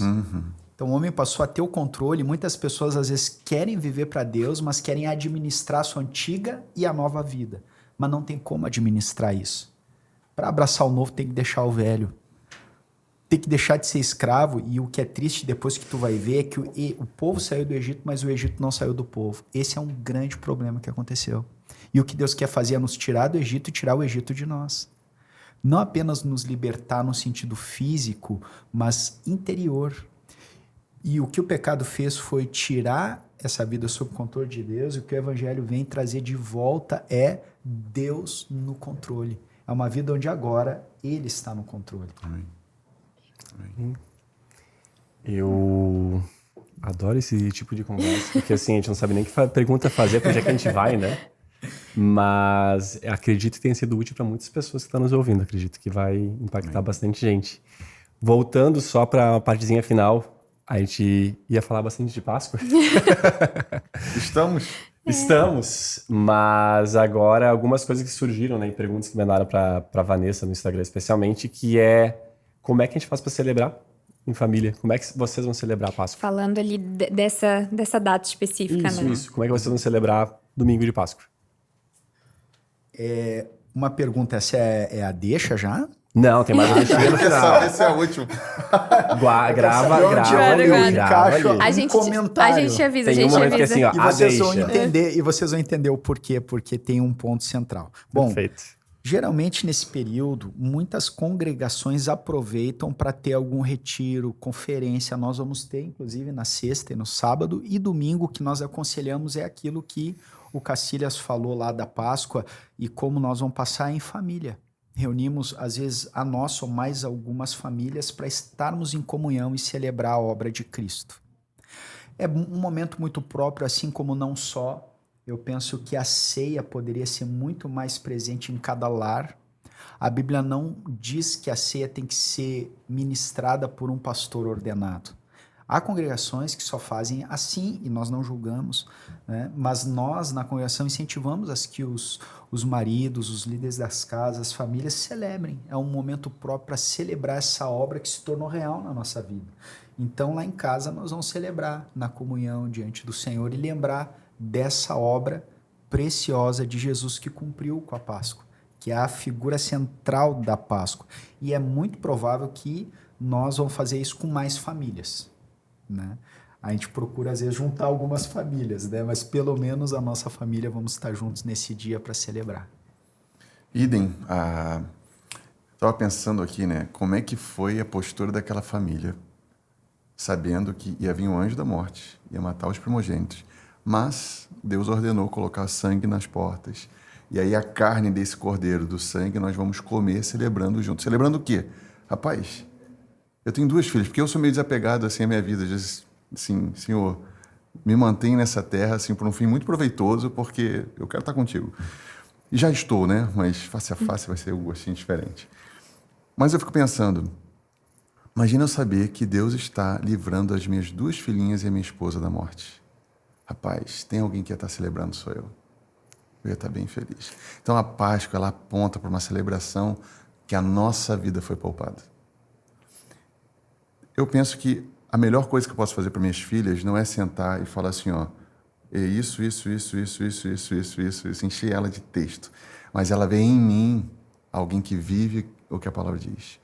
Então eu quero, nessa celebração da Páscoa, embora a gente vai estar em outro estado, celebrar com a ceia. Ó, esse pão aqui é o corpo do Cordeiro que te livrou da morte eterna. A gente comendo desse pão e tomando do seu sangue, a gente vai ter vida eterna com Ele. Porque muitas vezes, falando sobre a Nova Jerusalém, principalmente com a Luísa, que ela é toda... quer entender os detalhes absurdos, assim. Mas vai ter bichinho no céu, sabe? Aqueles detalhes, assim. Para mim só interessa saber que Deus vai estar no céu, né? Mas eu falo assim, filha, porque ela fica pensando que a gente vai perder essa relação que a gente tem hoje de pai, filha, mãe. Assim, filha, se tu acha que isso é bom, tudo que isso aqui é bom e é gostoso, a nossa relação, é porque Deus está aqui. Porque tem famílias que estão juntas e não param de brigar, que é uma gritaria o dia inteiro, porque não tem controle. Então, o que é bom que nós temos vai ter no céu, porque Ele que nos faz um vai estar lá. Então eu quero celebrar com elas, e foi muito legal, porque o tema desse podcast me fez reler, e assim, cara, Deus chamou as famílias para cearem juntas, celebrando. Então eu quero fazer isso, para que todas as vezes que elas forem ceiar, elas lembrem o porquê estamos ceando. Não é só uma tradição, um rito, uma vez por mês. Inclusive, no Novo Testamento, a igreja primitiva, ali que fala em Atos 2, eles estavam sempre em comunhão, partindo o pão. Não era nem uma vez por mês, era toda vez que estavam juntos, tendo essa celebração com temor, com reverência, mas lembrando que o pão que Jesus partiu é Ele mesmo, a carne dele, partida por nós, onde agora a gente tem acesso a Ele eternamente. Amém. E como é que vocês ensinam? Eu ia perguntar como ensinar, vamos mudar como vocês ensinam nas casas de vocês as crianças a lidarem com a Páscoa, juntando a questão de chocolate, coelhinho, ovos de Páscoa, etc. Como é que vocês abordam isso? Estava falando sobre isso antes de começar o episódio, né? Sobre essa questão, porque tem muita gente com dúvida, né? De, eu sou cristão, eu tô começando agora, como eu saber se eu posso ainda falar do coelhinho? O coelhinho pode estar presente, ter essa brincadeira? Porque a gente sempre fez a busca lá pelos chocolates e tal. Ou será que eu vou estar cometendo um pecado? Eu sei que de tudo que a gente já falou aqui, talvez já dá para chegar na conclusão na resposta. Pequeno. Mas eu acho que, né, vamos só pontuar, desenhar essa questão de como ensinar as crianças, né, dando exemplo de como vocês fazem na casa de vocês, e também essa questão, pode ou não pode? Coelhinho, chocolate. Então, o que o diabo faz? Ele pega os simbolismos de Deus e ele tenta desfigurá-los. Isso acontece com o ovo de Páscoa. Ele pega um símbolo, ele cria um símbolo onde a pessoa não lembra mais o que é a Páscoa e ela pensa que é uma grande festinha de ovos escondidos na casa. Eu não estou tirando a parte litúrgica legal de esconder o ovo, embora eu nunca tinha tido essa experiência, eu imagino que isso seja puro para muitas pessoas. E eu queria sair dessa veia dizendo que Deus vê o coração, mais do que... Porque eu posso simplesmente, a partir de hoje, meus filhos não comem ovos de Páscoa, que é o que o fariseu fazia. Ele era todo limpinho. Mas Deus vai ver a pureza do nosso coração. E essa pureza, ela vai até me deixar em paz ou não de fazer alguma coisa. Entende? Porque essa lei, ela está no Espírito em mim. Então, eu acho que eu não tenho nenhuma autoridade para chegar e falar assim, não pode fazer tal coisa. Entende? Porque isso pode nem gerar vida em ninguém. Pode ser uma coisa só fazer porque diz que não pode. Mas eu queria só ressaltar que existe um símbolo muito poderoso, vivo, do sangue de Jesus nos umbrais daquela porta. Essa passagem que significa Páscoa. Eu não posso perder a visão disso, entende? Quando eu entro no supermercado, tu acha que as minhas filhas não olham para aquele teto de 1,70 cheio de ovo? Que preço caríssimo, inclusive, né? Elas olham e eu vejo aqueles olhinhos ali. E eu preciso novamente relembrar com muito amor, porque eu também não quero que aquilo seja um problema para elas. Não posso gostar de ovo, não posso gostar de coelho. Então eu busco inspiração no Senhor para que elas entendam qual é o valor dessa data, entende? Então eu prefiro não entrar no assunto se pode ou não pode fazer corrida de ovo em casa, porque eu acho que o assunto é muito mais profundo. Eu sei que assim, e aí eu paro de falar. Quando a gente não sabe muito de uma coisa, a gente prefere ter a lei. Só me diz se pode... Eu lembro que quando eu orava pela minha esposa, eu falava assim, Deus, só me mostra quem é. Eu posso esperar 14 anos, como já tem na Bíblia histórias assim, eu espero 14 anos, trabalho, eu não vou... Só para não ficar olhando, para saber, será que é essa, né? Só que Deus, Ele prefere investir na nossa maturidade do que dando lei. Essa é a base da nova aliança. O resumo de toda a lei em amar a Deus acima de todas as coisas e o meu próximo como a mim mesmo. Então eu creio que nesse assunto, por mais que a gente queira, pode ou não pode, Deus quer que nós conheçamos Ele. E aí, nesse relacionamento, a gente vai saber o que a gente pode ou não pode. Uma vez eu ouvi uma frase, posso falar? Pode. Não. Uma vez eu ouvi uma frase muito própria que dizia assim, a lei nivela todo mundo, mas a liberdade revela a maturidade. É interessante porque a Bíblia não diz se pode ou não pode, nesse caso. Então vai muito do nosso relacionamento com Deus. Como eu faço lá em casa, em datas como essa, seja Natal, qual o cuidado que eu tenho? Tudo na sociedade hoje, e a Bíblia diz que o mundo jaz no maligno, tenta tirar Deus, escantear Deus, seus princípios, seus valores, sua presença. Então eu tenho um cuidado. Então nessas datas eu torno oportuno para poder celebrar a essência. Então eu celebro a essência. O que vem periférico, não me importa se a minha filha, ela vai ver que muitas vezes em outras casas tem o coelho, tem chocolate, tudo. Eu ensino ela a não julgar as pessoas, entende? Porque a gente vai acreditar de muita coisa, né? Natal, Papai Noel, eu friso com ela, Noemi, aquele é sentado sobre o trono ali, na verdade, existe Jesus que está sobre o trono e que não é o Papai Noel, e faço uma distinção do que a Bíblia diz e da cultura. Então, eu aponto para a essência lá em casa. Agora, por exemplo, na Páscoa, nós podemos fazer uma Páscoa de celebração divertida sem precisar dessas coisas. Então eu celebro em torno da essência. No que depender de nós lá em casa, nós vamos frisar a essência. Pode ter chocolate, pode tudo isso, não vejo problema nisso. A minha grande questão é a essência e o perigo que essas coisas podem representar em tocar na essência a ponto de levar muitas vezes a criança a achar que a Páscoa é aquilo dali. Ou se resume aquilo dali. Então eu faço distinção lá em casa. Lá em casa, quando nós vamos fazer, nós não vamos ter coelho nem chocolate. Não julgamos quem vai fazer não dizemos que é errado, nem que pode ou não pode. Nós fazemos o quê? Vamos celebrar a essência da realidade que nós experimentamos. Vai ter uma grande festa na presença de Deus, que vai ser divertido, vai ter uma boa sobremesa depois. Não sei se com chocolate ou sem. Cacau não é proibido. Não é proibido, mas vai ter muita alegria no Senhor. Amém. Perfeito. Uma vez, o Natal, mesma coisa, né? Aí se criou algo muito comercial que a gente tem que dar presente de Natal. E aí a Luísa, engraçado, a Luísa está com 7 anos, aí desde muito pequenininha ela ouve que Natal não é presente, Natal é celebração do nascimento do nosso Salvador. Aí nesse último, mas como é que tu explica isso para avô e vó? Que querem qualquer pretexto para dar presente, né? Aí a gente celebra, a gente janta, e aí sempre tem uns presentes. Aí foi muito interessante que no último agora do dezembro, a Luísa, mais velha, falou para Maria assim, ó, Maria, a gente vai ganhar presente, mas não é isso o Natal, tá? Sabe? Entendeu? Daí a Luísa até falou assim, ó, inclusive, papai, ano que vem eu não quero ganhar presente. Para mim é muito legal ver isso sendo construído, não de uma forma legalista, mas um entendimento que nenhum presente maior do que o próprio Senhor nascer sem pecado.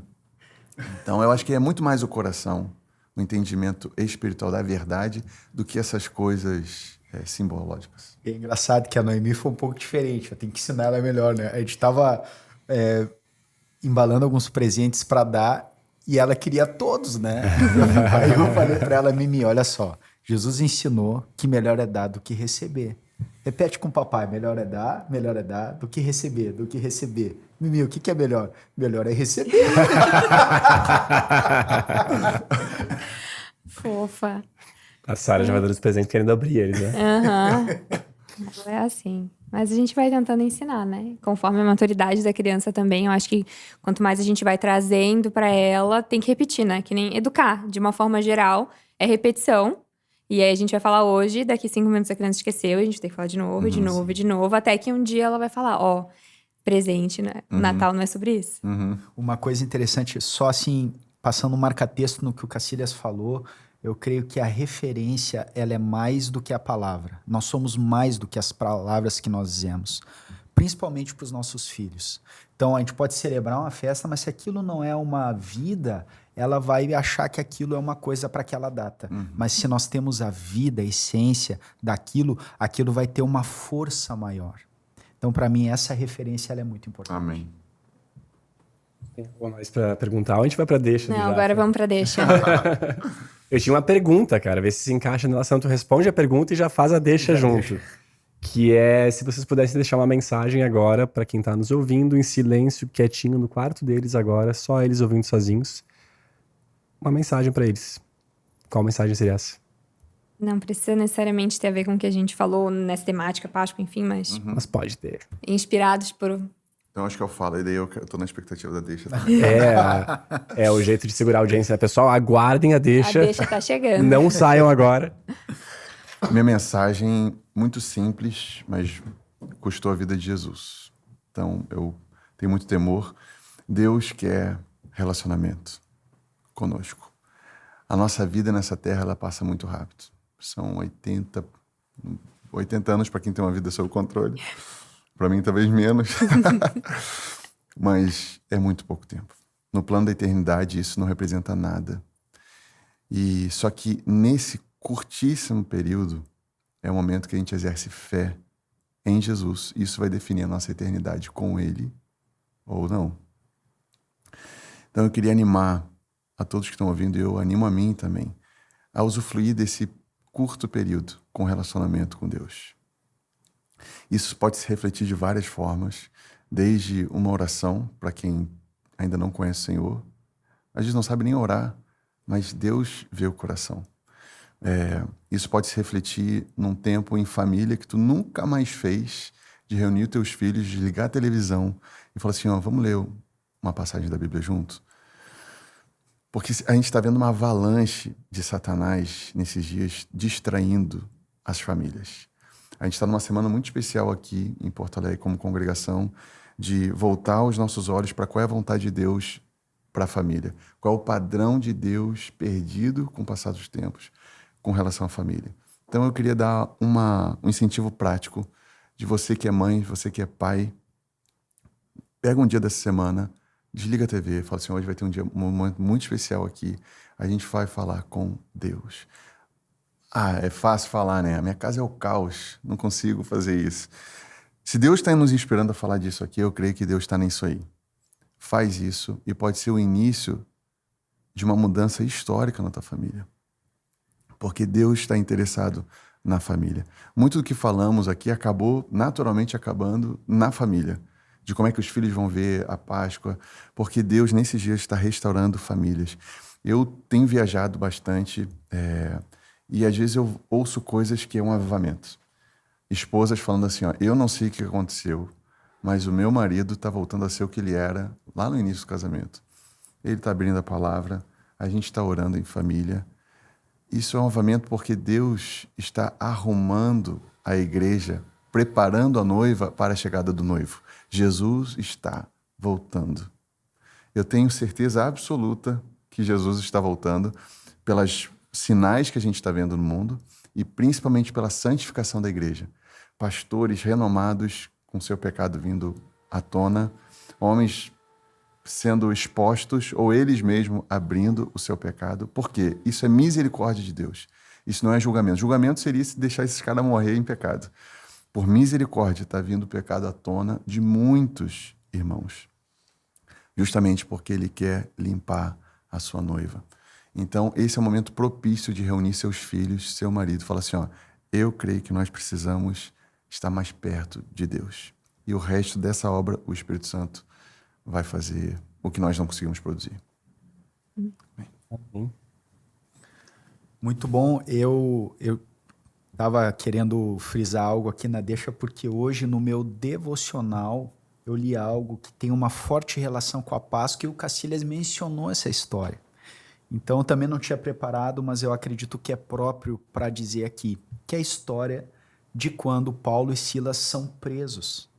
E eles estão aprisionados e eles foram açoitados por amor do Senhor e eles estão naquela prisão louvando a Deus e orando. O que acontece? Vem um terremoto e abrem-se as cadeias de todos. O carcereiro apavorado, ele ia tirar sua própria vida achando que todos tinham fugido.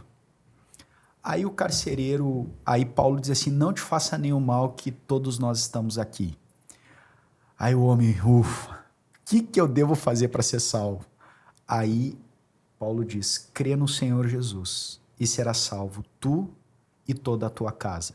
Eu queria trazer uma mensagem dupla. Primeiro para aqueles que já conhecem o Senhor, de não saírem da posição a que foram chamados de, mesmo passando por situações difíceis, não deixar de louvar e de manter firme a sua comunhão com Deus.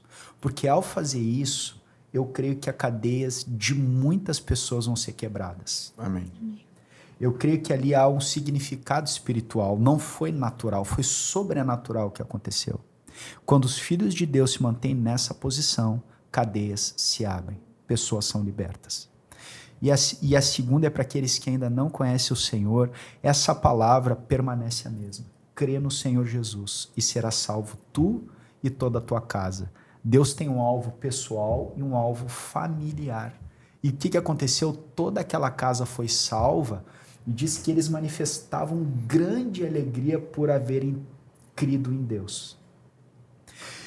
Então quero dizer para vocês, nessa Páscoa, lembrem de que há esperança, de que Jesus venceu a morte foi vencida, Cristo ressuscitou, Ele está vivo e vai voltar. Então há esperança mesmo para o mais perdido pecador, não importa o quadro em que tu se encontre, esse sangue pode mudar tudo. E tu pode passar da morte para a vida através de Jesus. Pode ter uma Páscoa. Aliás, Deus quer que tu celebre essa Páscoa para que seja uma celebração que reflita essa realidade na tua vida, todos os dias.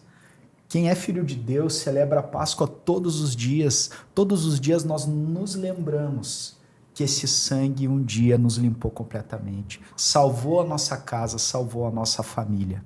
Então há salvação. Páscoa fala dessa salvação, dessa tão grande salvação que um dia nos alcançou. Amém. E como Paulo e aqueles homens falaram para o carcereiro, nós também queremos dizer, não te faça nenhum mal, que nós estamos aqui. Nós estamos juntos. Amém. Vocês não estão sozinhos. A igreja do Senhor é como uma mão estendida para todos vocês. Então você que talvez está desesperançado, está mal, não te faça nenhum mal. Busque ajuda. Saiba que a igreja é as mãos do Senhor aqui na terra para poder te abraçar, e nós estamos de braços abertos aqui para abraçar vocês no que pudermos, e nós sabemos que é muito mais amplo do que nós. O povo de Deus está espalhado em toda parte para poder também te ajudar. Busque ajuda. Então é 0800, é gratuito, assim como a salvação foi gratuita para nós. Conta conosco. Deus abençoe. Amém. Maravilhoso. Espetáculo, hein? Sabe que o final é contigo. Esse episódio foi muito importante, foi muito bom, eu aprendi muito e tenho certeza que quem está ouvindo deve ter aprendido também. Torço muito para que quem precisava ouvir isso aqui esteja ouvindo e tenha sido atingido de forma positiva por aquilo que a gente falou, por aquilo que vocês trouxeram aqui. Então, só queria agradecer a presença de vocês, né? A disponibilidade de vir aqui e compartilhar tudo isso com a gente. Eu tô feliz. Eu tô muito feliz da gente ter conseguido fazer esse episódio. Eu sei que para muita gente pode ser diferente esse episódio daquilo que a gente costuma fazer. Foi bem focado, né? Em Deus, na palavra e tal. Mas é algo que pra gente é importante trazer também, porque é o que a gente vive, né? E aprender e compartilhar isso. Eu sei que tem gente muito curiosa, com vontade. E assim como um dia eu procurei a Deus e não sabia por onde começar e para onde ir, o que fazer, tem muita gente assim. Então, ter esse tipo de podcast, de episódio, de mensagem aqui, eu tenho certeza que vai abrir o caminho para muita gente. Então, isso é muito especial e importante. Eu tô bem emocionada com isso. Não, e eu tô feliz porque papos profundos, assim, me deixam feliz naturalmente, mas teve uma coisa que acho que foi o Fernando e a Dani que falaram pra gente um dia, sobre a importância de estarmos junto com os irmãos, enfim, né? E fizeram a analogia de uma fogueira, né? Que a gente tem que manter o fogo aceso sempre, então estar assim juntos vai mantendo o fogo aceso. E pra mim, tem várias coisas que a gente falou agora que eu tô... Vocês viram minha cara enquanto vocês estavam falando, né? Aqui, pensativo, refletindo. Tem coisa que a carapuça serve. Não, e tem um detalhe. Jesus fala que quando tiverem 2 ou 3 reunidos no nome dele, ele está presente. Toda essa conversa foi reunida no nome de Jesus. Jesus está aqui, real, e ele é a fonte de alegria, cara. A gente não consegue ficar na presença de Deus sem plenitude de alegria. O fruto do Espírito é alegria. Então, é engraçado porque a gente fica... Eu choro pra caramba, mas eu tô feliz, entendeu? Eu não sei explicar. Amém. Glória a Deus. Então tá, gente. Muito obrigada. Espero que vocês tenham gostado do episódio de hoje. Se vocês gostaram e conhecerem alguém que precisa ouvir aquilo que foi dito aqui, compartilhem. Eu acho que esse é um episódio que realmente merece muito ser compartilhado. Curtam o vídeo, se inscrevam aqui no canal. Temos episódios anteriores com essas duas figurinhas também, né? A gente vai deixar os links para vocês. Se vocês quiserem que eles apareçam aqui de novo, né? Deixem nos comentários que a gente vê o que vocês querem aí saber, ouvir. E aí a gente vai trazendo aqui para vocês. Para quem tá ouvindo pelo Spotify também, compartilha. E é isso, muito obrigada por estarem aqui. A gente se vê no próximo. Feliz Páscoa. Obrigado, pessoal. Obrigado mesmo. Feliz Páscoa e Feliz Páscoa a todos. Obrigadão. Valeu, uma honra, uma alegria. Amém. Deus abençoe. Amém. Tchau, tchau. Tchau.